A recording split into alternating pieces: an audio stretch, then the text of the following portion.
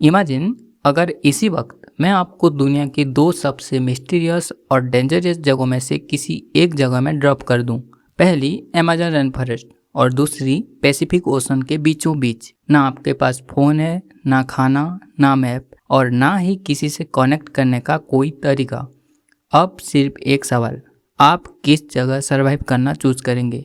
शायद आपके दिमाग में अभी एक आंसर आ चुका होगा, लेकिन मुझे पूरा यकीन है इस वीडियो के एंड तक आपका जवाब बदल भी सकता है, क्योंकि आज हम सिर्फ इन दोनों की कंपैरिजन नहीं करने वाले।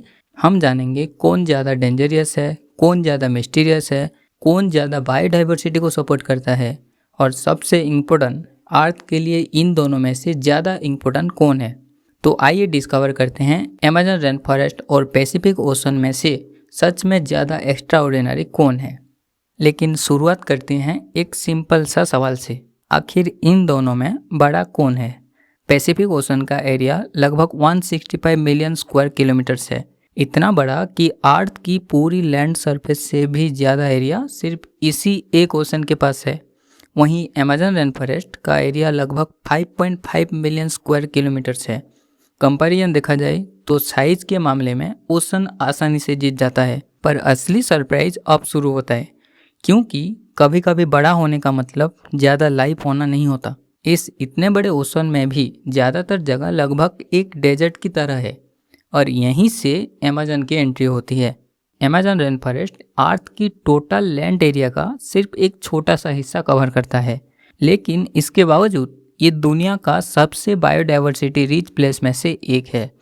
अमेज़न का एक ही पेड़ हजारों इंसेक्ट्स, बर्ड्स और दूसरे ऑर्गेनिजम्स का घर हो सकता है।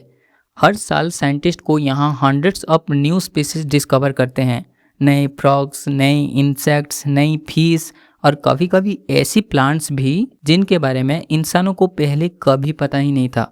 यानी एरिया के हिसाब से छोटा होने के बाद भी अमेज़न लाइफ से लिटरली भरा हुआ है। लेकिन ओशन के पास और एक एडवांटेज है। ओशन की एवरेज डेप्थ लगभग 3.7 किलोमीटर्स है और कुछ जगह पर जैसे मरियाना ट्रेंच इसकी गहराई 11 किलोमीटर से भी ज़्यादा है। इतनी गहरी कि माउंट एवरेस्ट भी इसके अंदर पूरा डूब जाए। और शायद सबसे हैरान करने वाली बात, हमने मून की सरफेस का मैप ओशन के फ्लोर से ज़्यादा डिटेल्स में बना लिया है।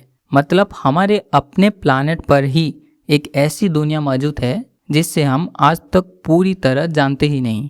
जब भी हम अमेज़न या पैसिफिक ओशन जैसे डेंजरस प्लेस के बारे में सोचते हैं, हमारे दिमाग में सबसे पहले आता है शार्क्स, जगुआर्स, एनाकोंडास। लेकिन डाटा कुछ और ही कहता है। रिकॉर्ड्स के मुताबिक जागुआर या शार्क से ज़्यादा लोग अक्सर दूसरे वजह से अपनी जान गंवा देते हैं। एक्सप्लोरर एड स्टाफर्ड ने अमेज़न को पैदल क्रॉस करने में 860 दिन लगा दिए। इतनी लंबी जर्नी के बाद भी उनके सबसे बड़ी प्रॉब्लम्स जागुआर नहीं थे, बल्कि मस्कीटोज, पैरासाइट्स, फूड की कमी और जंगल का इतना घना होना था कि कई बार रास्ता भटकना ही सबसे बड़ा चैलेंज बन गया। लेकिन आप पैसिफिक ओशन के बीच अकेला फंस जाए तो सबसे पहला आपको शार्क नहीं, प्यास मारेगी।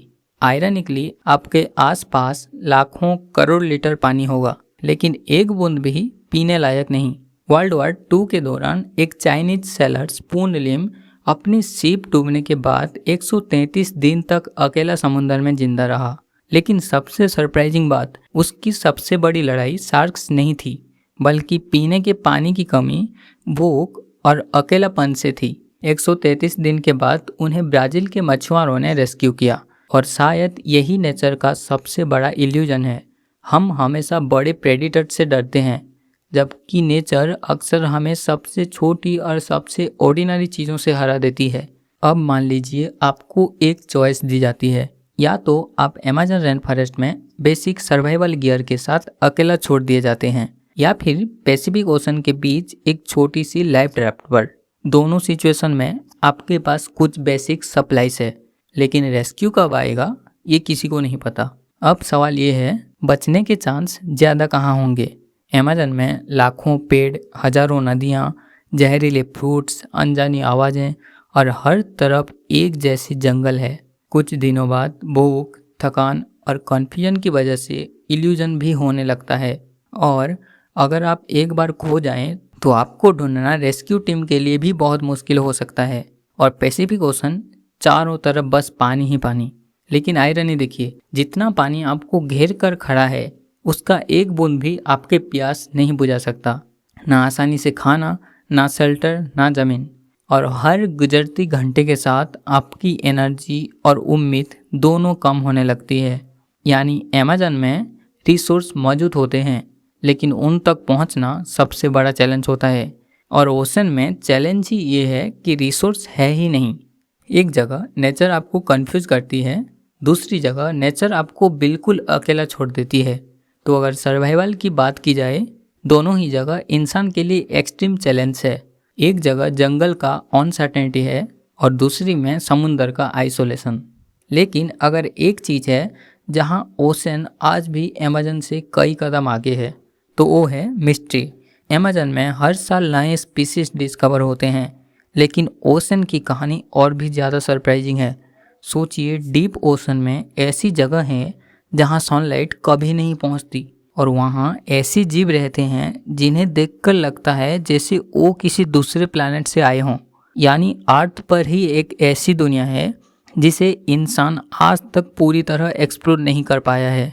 अब तक ओशन ने कुछ राउंड्स जीते, अमेज़न ने भी, लेकिन एक कैटेगरी ऐसी है जहां विनर चूज करना लगभग इम्पॉसिबल है। अर्थ के लिए इम्पोर्टेंस। अमेज़न को अक्सर लंग्स ऑफ द अर्थ कहा जाता है। ये हर साल billions of ton carbon store करता है और साउथ अमेरिका के वेदर और रेनफॉल को रेगुलेट करने में बहुत बड़ी रोल निभाता है। लेकिन ओशन का कंट्रीब्यूशन इससे भी कहीं ज़्यादा बड़ा है। अर्थ की लगभग आधी ऑक्सीजन माइक्रोस्कोपिक फाइटोप्लैंक्टन बनाते हैं। ये छोटे से ऑर्गेनिजम्स जिन्हें हम अपनी आंखों से भी देख नहीं सकते। सिर्फ इतना ही नहीं, ओशन एक्स्ट्रा हीट एब्जॉर्ब करता है, क्लाइमेट को स्टेबल रखने में मदद करता है और वाटर साइकिल को भी चलाता है। यानी अमेज़न के बिना अर्थ का बैलेंस बिगड़ जाएगा, लेकिन ओशन के बिना शायद अर्थ वैसे प्लैनेट की तरह रहे ही ना जहां हम आज जी पा रहे हैं। अमेज़न और ओशन दोनों एक दूसरे के कंपिटिटर्स नहीं, टीममेट्स हैं। एक सांस को बैलेंस करता है, दूसरा पूरे प्लैनेट को। और जब ये दोनों हेल्दी होते हैं तभी अर्थ भी हेल्दी रहती है।